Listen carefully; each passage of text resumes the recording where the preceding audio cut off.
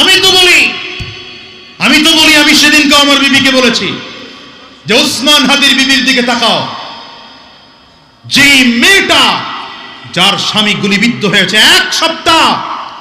এক সপ্তাহের মধ্যে তাকে কোনো ক্যামেরার সামনে দেখা যায়নি, বরঞ্চ লাশ দেখতে যখন হসপিটালে এসেছে আগেই বলে দিয়েছে যেন আমার থেকে ক্যামেরা দূরে সরিয়ে রাখা হয়। কি বুঝলা কি? গার্লফ্রেন্ড বানাও, এই নর্তকীদের গার্লফ্রেন্ড বানাও, বিয়ে করো তো হাদির মতো বিবি এমন মেয়েদেরকে খুঁজে খুঁজে বিয়ে করো। এই যুবকদেরকে বলবো, আমি এখানে যুবকদের সংখ্যা বেশি, যুবকদেরকে বলবো, হাদির বিবি যেই চরিত্রের, তোমার বিবিকে সেই চরিত্রের তালকিন দাও, তালিম দাও।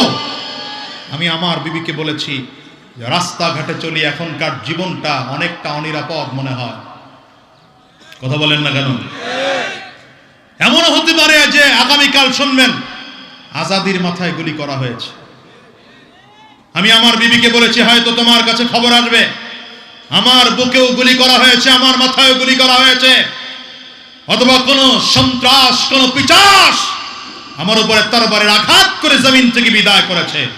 যদি খবর শোনো, নিজের বিবিকে এটা বলো। আমি আমার বিবিকে বলেছি যদি কোনোদিন আমাকে গুলি করা হয়, আমাকে হত্যা করা হয়, আমাকে জমিন থেকে বিদায় করে দেওয়া হয়, যেন তোমাকে গোটা দুনিয়ার সব শক্তি মিলেও যেন ক্যামেরার সামনে আনতে না পারে।